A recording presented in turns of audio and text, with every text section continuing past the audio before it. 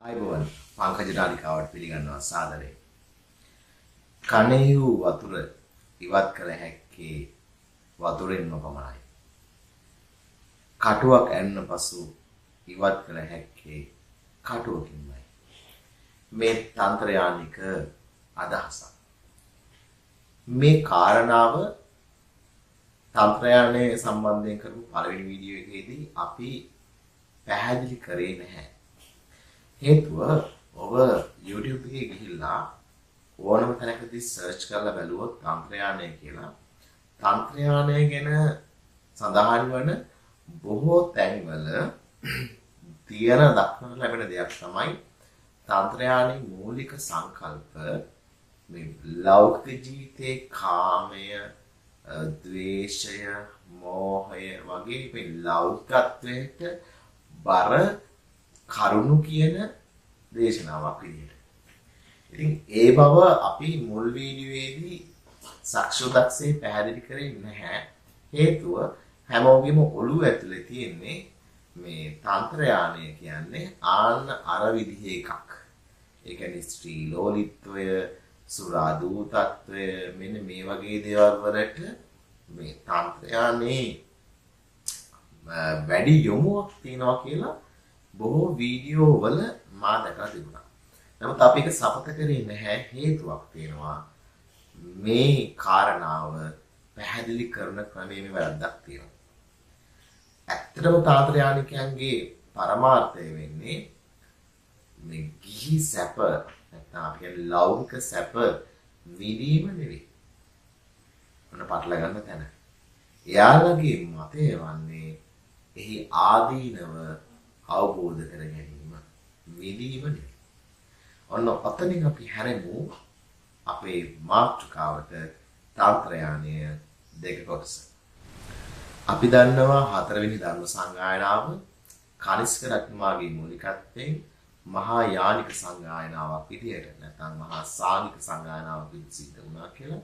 නමුත් ඒකේ ඊට පසු පෙළ කොයි ආකාරයට සකස් වුණේ කියන කතාව ගැන නිසි අදහසක් අපිට දැක් ගන්නට හම්බෙන්නේ නැහැ. ඒකේ වෝඩ මහත්තයාගේ අදහසකට අනුව නම් එතුමා කියන්නේ සාමාන්‍යයෙන් ඉස්පෝර 6 වෙනි සියවසේ තමයි වජිරයානේ ආරම්භ වෙලා ඇත්තේ කියලා. නමුත් මේකේ පොඩි ඕඩර් එකක් තියෙනවා. එතකොට මේ බුද්ධ ශාසනය බෙදීම් සිද්ධ වෙන්නේ මේ විදිහට මූලික බුදුදහම එක ශාඛාවක් ස්ථීවරවාදය නැත්නම් තේරවාදයේ විදිහට බෙදෙනවා. අනෙක් ශාඛාව මහා සාංඝික නිකාය හතරවෙනි ධර්ම සංගායනාවෙන් පස්සේ මහා සාංඝික නිකායෙන් බෙදෙනවා ඊළඟ කොටස මහා යානයෙන් පස්සේ තමයි අපිට එන්නේ මෙන්න මේ තන්ත්‍ර යානයේ කොටස. ඔබට ඩයග්‍රෑම් එකක් මම පෙන්නන්නම්. තන්ත්‍ර යානයේ කොටස් තුනක් පසුකාලීනව විකාශනයටපත් වෙනවා. මන්ත්‍ර යානය, කාලචක්‍ර යානය සහ සහජ යානය කියලා.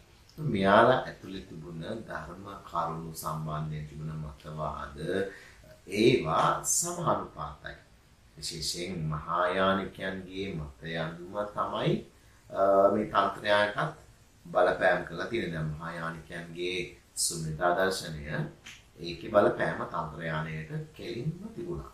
ඒ වගේම තමයි මේ චිත්‍ර මාත්‍රිකාව, උපාය කෞශල්‍ය වගේ මහායානික දේශනාවල තිබුණ අන්තර්ගත මේ ස්වාධීනව වගේ අපිට පේන කොටස් වලට නැත්නම් මේ ස්වාධීනව වගේ අපිට පේන දාර්ශනික සංකල්ප වලින් හෙඩවිච්ච විවිධ දර්ශන තලවල අපිට ඒක හිමම බලා ගන්න පුළුවන්. මහායානයේ සාමාන්‍යයෙන් විශේෂත්වයක් තියෙනවා. දීඝ සූත්‍ර තියෙන්නේ. දැන් සද්ධර්ම පොණ්ඩරික සූත්‍රය වගේ සූත්‍ර, ඊට දීඝ සූත්‍ර, ඊට එහාට තව සූත්‍ර ගොඩාරියක් තියෙනවා. ඒකේ දීඝ සූත්‍ර මෙයාලා වෘදු පුහුණු කරනකොට තන්ත්‍රයානිකයන්ගේ ලක්ෂණය තමයි කෙටි සූත්‍ර හරහා කෙටි කාලයකින් ඉක්මනින් බුද්ධත්වයේ සාක්ෂාත් කරගන්න තමයි එයාගේ පරමාර්ථය වෙන්නේ. එතකොට බුදුන්ගේ ගමන අපි දන්නවා තේරවාදී විදිහට තේරවාදයේදී දේශනා වෙන විදිහට බුද්ධත්වයේ කියලා කියන්නේ බොහෝ කාලයක් පාරමී පුරලා ගුණධර්ම පුරලා එකතු කරගන්න ඕන එකක්. හැබැයි තාන්ත්‍රයානිකයෝ කියලා කියන්නේ එයාලගේ අදහස් තමයි බුද්ධත්වයේ එහෙම අමාරු නැහැ. එහෙම මහන්සි වෙන්න ඕන දෙයක් නෙමෙයි. මේක පහසු ක්‍රමයක් තියෙනවා එකට යන්නට. ඒක මේ පාරලෞකික එකක් නෙමෙයි. ඇත්තට මේක ලෞකිකයි. සමහර සූත්‍ර වලින් සමහර කෙටි ගාථා කෙටි දේශනා කෙටි මැදිරීම් වලින් පහසුවෙන් බුද්ධත්වයේ සාක්ෂාත් කරගන්න තියෙද්දි ඇයි අපි අර අච්චර ලොකු ගමනකට යන්නේ කියන මතය නැත්තම් ඒ අදහස තමයි මේ විශේෂයෙන් තන්ත්‍රයානිකයන්ගේ අපිට දැක්කත් ලැබෙන්නේ. දැන් විශේෂයෙන් තන්ත්‍රයානිකයන්ගේ වගේම තේරවාදයේ අපිට තියෙනවානේ ඔය මේ නිවන මරින දේවල් ටිකක්. මේ තණ්හාව, ද්වේෂය, මෝහය මේ වගේ දේවල් ටිකක් තියෙනවානේ. ඉතින් ඒව තමයි තේරවාදීන්ගේ මේ බුද්ධත්වයට යන කෙනෙක්ට තියෙන බාධා ටික. හැබැයි මේක තන්ත්‍රයානිකයන්ගේ මේ හා සමානවම යනවා. හැබැයි එයාලගේ පොඩි වෙනසක් දකිනවා. ඒගොල්ල කෙලෙස් අඩු කිරීමේ න්‍යාය මේ කෙලෙස් වල ඇලිලම කරන එක. කියන්නේ කෙලෙස් මත ඇලිලා එහි විපාක දෙන එයින් මිදීම තමයි එයාලගේ අර්ථය. එතකොට ඒක අපි කියන්නේ මුලින් උපුටා දමන්න කියලා. නමුත් එයාලගේ අර්ථය කෙලෙස් මතින් කෙලෙස් වල තියෙන ඒ දේවල් සම්භෝග කරලා එහි ආදීනව දැකලා ඒ හරහා නිවන අවබෝධ කරගන්නවා කියන එක තමයි මේ විශේෂයෙන් තන්ත්‍රයානික දේශනාවල සඳහන් කරන්නේ. චීනය, ටිබෙටය සහ තායිලන්තය වගේ රටවල් වල මේ තාන්ත්‍රයානික මතවාද අද වෙනකොටත් ගොඩක් ලොකුවට තියෙනවා. අපි කලිනුත් කතා කරා. ඒකට එයාලගේ තියෙන අදහසක් තමයි අර ඉක්මනින් බුද්ධත්වයේ සාක්ෂාත් කරගන්න සංසාරයට යන්න ඕනේ නැහැ කියන එක. කියන්නේ මේ භවයේම බුද්ධත්වය සාක්ෂාත් කරගන්න පුළුවන්. ඒ කියන්නේ කේටි පහසු මාර්ගයක් කියන එක මේ රටවල් වල ඉන්න බොහෝ ජනතාවගේ ඔළුවේ තියෙන අදහසක් නැත්නම් ඒක තාන්ත්‍රයානික මතයක්. හැබැයි ඒකේ ශාස්ත්‍රීය ගත්තහම පෙනුම් නැතුණාට සමාජීය අතින් ගත්තහම පුද්ගල සංවර්ධනයේට ඒකේ වැදගත්කමක් තියෙන බව හොඳට පේනවා අපිට. මොකද විශේෂයෙන් එයාලගේ ආචාරශීලීත්වය, එයාලගේ සමාජ හැසිරීම තායිලන්තය, ඒ වගේම තමයි බුරුමය, ඒ වගේම තමයි බුරුමේ කියන ළඟම රටක් චීනය, ජපානය වගේ රටවල් වල ඉන්න මිනිස්සුන්ගේ තියෙන ලක්ෂණයක් තමයි ඒගොල්ලෝ බෝධිසත්ව පාරමී ධර්ම සම්පූර්ණ කරන මිනිස්සු නිසා එයාලගේ චාරිත්‍රාත්මක අතින් සාමාන්‍යයෙන් වෙනසක් තියෙනවා. එයාලා බොහෝ දුරට තමන්ට වඩා අනිත් අය ගැන හිතන සංකල්පයක් තියෙනවා. තමන් ගමනක් යද්දී තමන්ට ඉස්සරොම හම් වෙන කෙනාට, තමන්ට ඉස්සරොම පොලිමේ ඉන්න කෙනාට තමන්ගේ අවස්ථාව දීලා එයාලා ජීවිතේ පාරමී ධර්මයක් සම්පූර්ණ කරනවා. සමහර වෙලාවට තමන්ගේ පින පවා, තමන් කරගත්ත පින පවා නැවත දානය කරනවා පිනක් විදිහට. මේක බලපුවාම ටිකක් ආචාරශීලීයකින් ගත්තාම ඒක අතිශය වෙනස් සහ ඒක අතිශය වටිනවා. තමන්ට වඩා අනුන් ගැන හිතන පරාර්ථකාමීත්වය කියන එක ගැඹුරින්ම තියෙන දර්ශනයක් විදිහට අපිට තාන්ත්‍රයානයක් හඳුනා ගන්න පුළුවන්. තාන්ත්‍රිකයන් දර්ශනයක් විදිහට ගත්තාම මාධ්‍යමිකින්ගේ ශුන්‍යතාවාදයයි යෝගාචාරවාදීන්ගේ විඥානවාදයයි දෙකම පිළිගත්තා. හැබැයි එයාලටම ඕන විදිහේ ගොමුවක් හදාගත්තා, යොමුවක් හදාගත්තා. ඒක තාන්ත්‍රිකයන්ට ආවේනිකයි. තාන්ත්‍රයාගේ සම්බන්ධයෙන් නැවත අපි ඉදිරියේදී වීඩියෝක් කරද්දී ටිකක් ගැඹුරින් මේ කරුණු, ඒ කියන්නේ යෝගාචරින්ගේ විඥානවාදය ගැන, ඊට පස්සේ අනිත් දේශනා ගැන, එයාලගේ තියෙන ගැඹුර, එයාලා කොහොමද ඒක හුරු කරගත්තේ කියන ගැන අපි නැවත වීඩියෝකින් කතා කරමු. අර අදහසක් විදිහට එයාලා සංක්ෂිප්ත කරලා එයාලටම ආවේනික විදිහට තාන්ත්‍රිකයෝ මේ දේශනාවල අන්තර්ගතය ගත්තා බව අපිට හොඳට හඳුනා ගන්න පුළුවන්. දැන් අපිට තියෙනවානේ ත්‍රිවිධ රත්නයක්. මොනවද? බුද්ධ, ධම්ම, සංඝ. අන්න අපි ත්‍රිවිධ රත්නේ අනුගමනය කරනවා.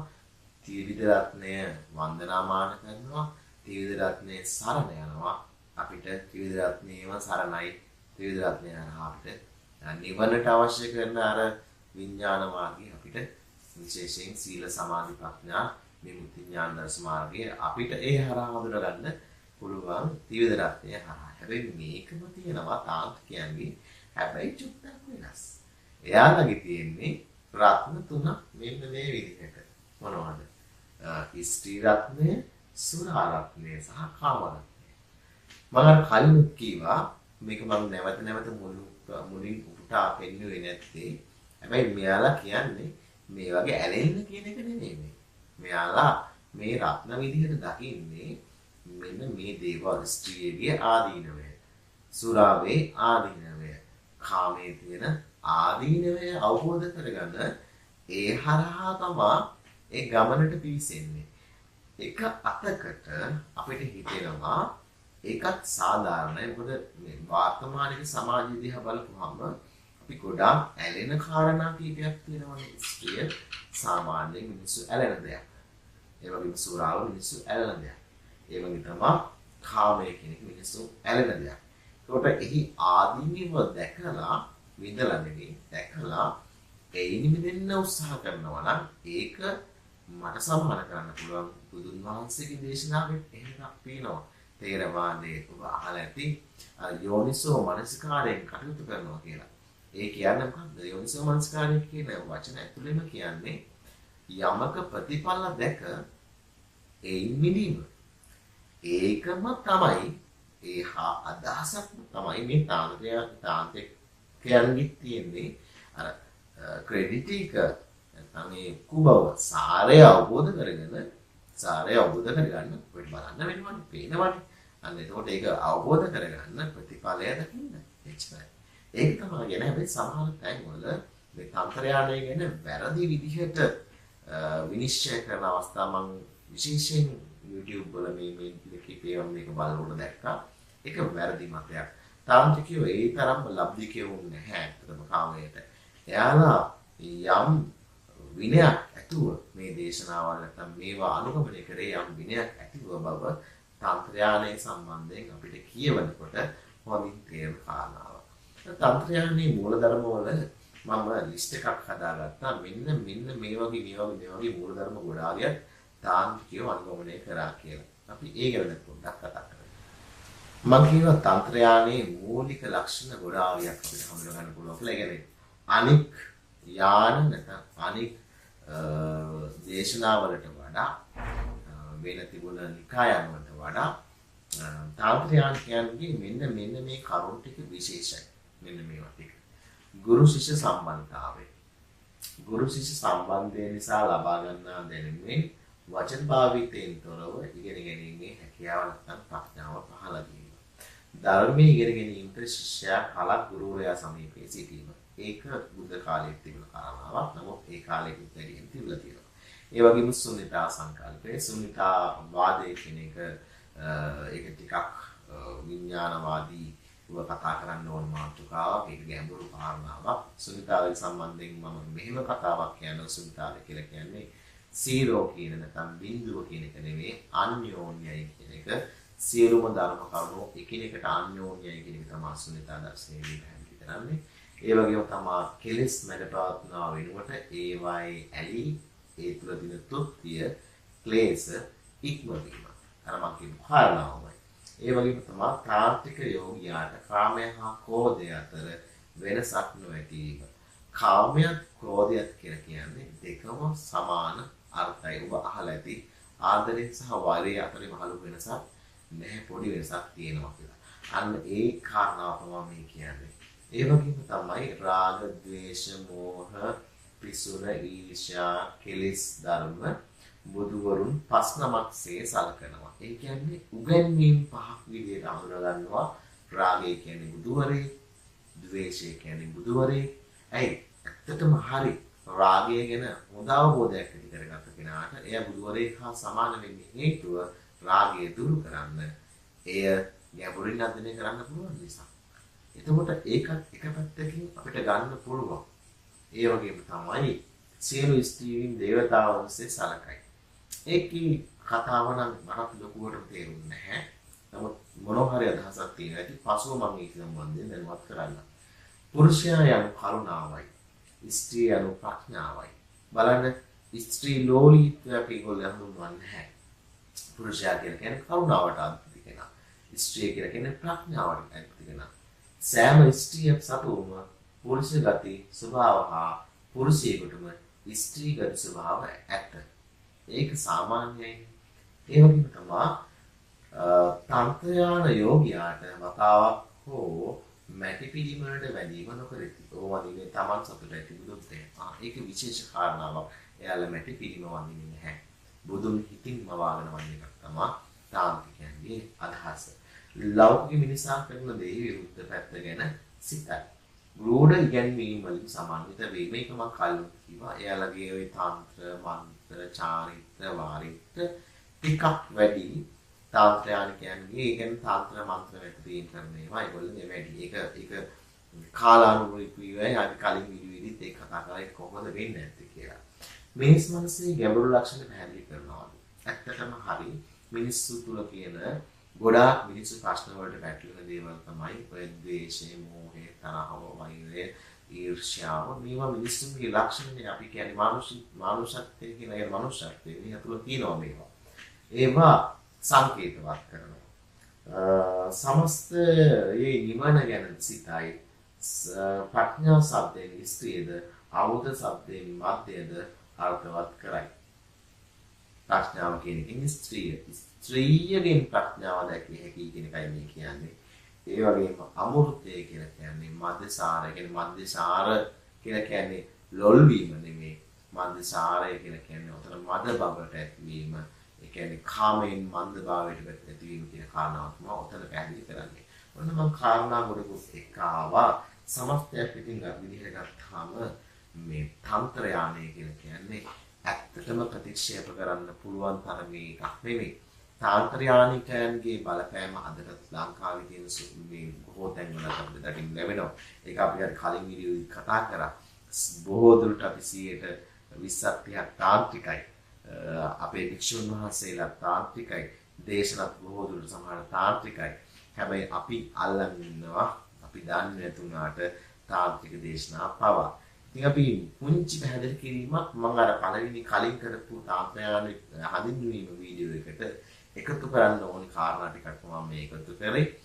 නැවත වීඩියෝ එකකින් පාකජනාලිකාවෙන් හමු වෙමු. අපි 2000ට ඇවිල්ලා ඉන්නේ සබ්ස්ක්‍රයිබර්ස්ලා. ඔබට පුළුවන් අපිට උදව්වක් කරන්න. අපේ සබ්ස්ක්‍රයිබර්ස් ප්‍රමාණය වැඩි කරලා දෙන්න. ඒ වගේම තමයි අපේ වීඩියෝ අනිත් පැත්තට දෙන්න. කලින් අපි වීඩියෝ එකක් දැන් මේ සතියේ ඉඳන් අපි අලුත් වෙළුමක් පටන් ගත්තා. විශේෂයෙන් තායිලන්ත දේශය සම්බන්ධයෙන් වීඩියෝ මාලාවක් අපි ඉස්සරහට ඉදිරිපත් කරනවා.